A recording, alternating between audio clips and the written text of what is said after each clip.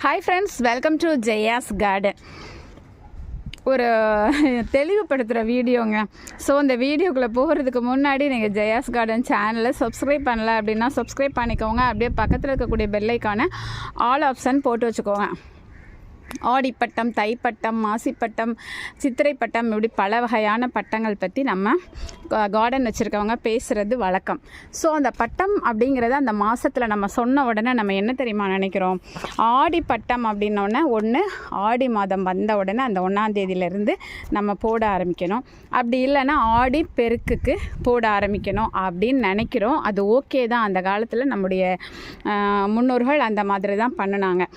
அப்போல்லாம் என்ன மாதிரி இருந்துச்சு அப்படின்னா, ஏன் இந்த மாதிரி ஒரு பெயர் கொடுத்தாங்க அப்படின்னா, சீதோஷ்ண நிலையில் எந்த ஒரு இதுவும் இல்லாமல் கடவுளுடைய படைப்பிலேயே இயற்கை எப்படி படைக்கப்பட்டதோ அது அப்படியே நடந்தது.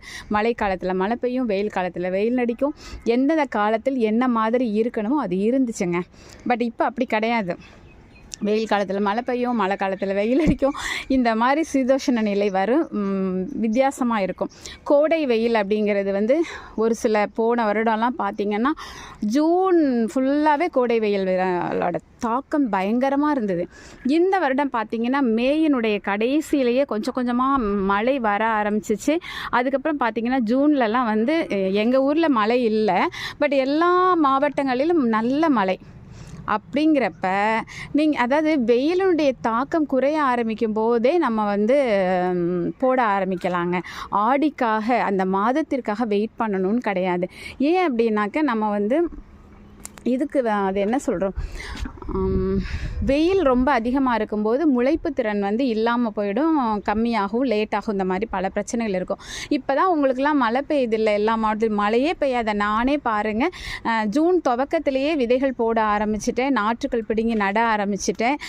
பாதுகாப்பாக கத்திரிக்காயெல்லாம் ஒரு ஓரமாக வச்சுருந்து மே எண்டிலேயே நம்ம அதெல்லாம் நட ஆரம்பிச்சிட்டோம். இப்போ பாருங்கள், அறுவடை எடுக்க ஆரம்பிச்சிட்டேன். ஸோ அதனால தான் நான் ஆடிப்பட்டத்தின் முதல் அறுவடைன்னு போட்டேன்.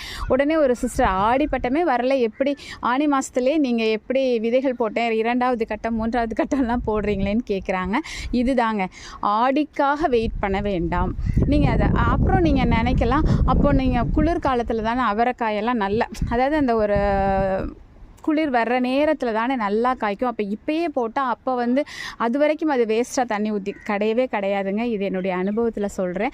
நம்ம இந்த மாதிரி முன்னாடியே போட்டு வைக்கும்போது சரியாக அதனுடைய நேரம் வரும்போது அந்த செடியினுடைய வளர்ச்சி இந்த 4 மாத காலத்தில் நிறைய கிளைகள் விட்டு நிறைய இலைகள் விட்டு அப்படி ஒரு வளர்ச்சியோடு காத்திருப்பாங்க.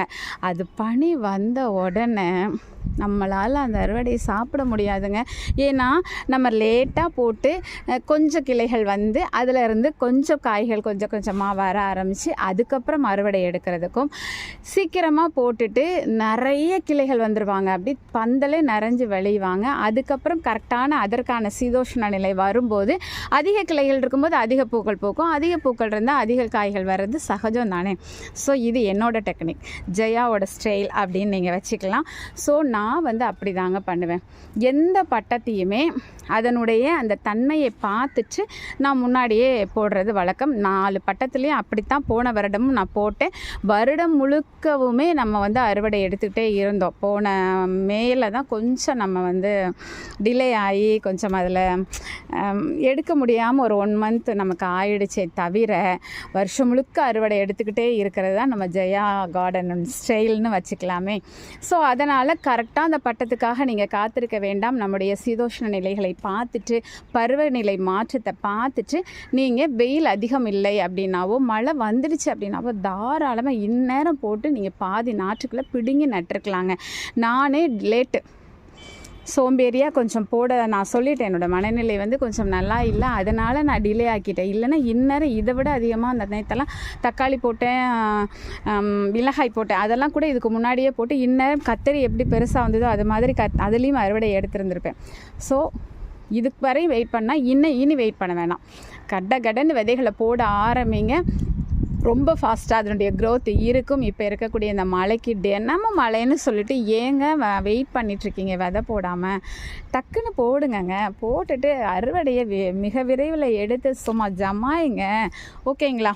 தெளிவாக இருக்கும்னு நினைக்கிறேன். ஒவ்வொரு பட்டத்துக்கும் நம்ம நம்மளுடைய அந்த விதைகளுக்கான முளைப்பு திறன் கம்மியாக இருக்கிறது இல்லை முளைக்காமல் போகுதுன்னா ரொம்ப வெயில் சுட்டரிக்கும் வெயில் நம்ம அதை வந்து சரி ஊற்றி நல்லா கொண்டு வந்து போட்டாலும் வெயிலுடைய தாக்கத்தினால அந்த விதைகள் நம்ம என்ன பெரிய விதைனா ஒரு 1/2 இன்ச்சு, சின்ன விதைகள்னால் மேல் நோக்கி போட்டிருப்போம். அப்போ அந்த வெயிலுடைய தாக்கத்தில் அது காஞ்சு போயிடும்.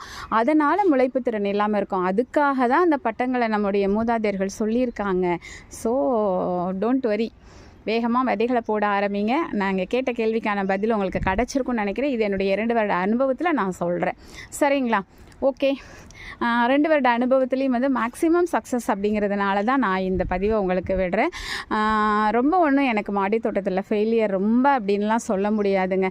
ரொம்ப விரல் விட்டு என்ன சொல்கிறது, என்னுடைய மாடி தோட்டத்தில் நான் ஃபெயிலியர் அப்படின்னாக்க எனக்கு எதில் தெரியுமா நடந்தது, ஸ்டார் ஃப்ரூட்டு, அதுக்கப்புறம் இது ஜம்பான்னு அது என்ன காய், வாட்டர் ஆப்பிள், இது 2லேயும் தான் நான் ஃபெயிலியர் ஆகியிருக்கேன். மற்ற எதுலேயுமே நான் ஃபெயிலியர் ஆகலைங்கிறதுனால நான் தைரியமாக உங்களுக்கு என்னுடைய ஆலோசனையை சொல்கிறேன். அது 2மே வந்து குளிர் பிரதேசங்களில் வளரக்கூடியது அப்படிங்கிறாங்க. கொஞ்சம் சீதோஷ்ண நிலை நல்லா இருக்கணும்னு சொல்லி கேள்விப்பட்டிருக்கேன். ஆனாலும் அசட்டு தைரியத்தில் மொட்டை வெயிலில் அவங்க 2 பேரையும் வச்சுட்டேன்.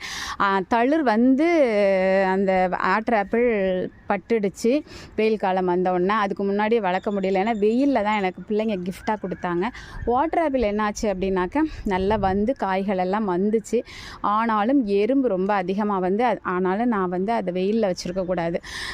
எறும்பு வந்து வம்பா போயிடும், செடியவே ஒன்றும் இல்லாமல் ஆக்கிடுச்சு. ஸோ அதுக்காகவே திரும்ப அவங்க 2 பேருன்னு சொல்கிறத விட எனக்கு வாட்டர் ஆப்பிள் மேலே என்னமோ அது இன்ட்ரெஸ்ட் இல்லாமல் போயிடுச்சு.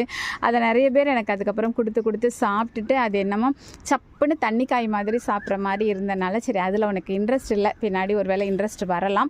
இப்போதைக்கு நம்ம வந்து இப்போ 2-3 தொட்டி, ஒரு 4-5 தொட்டி சும்மா இருக்குது.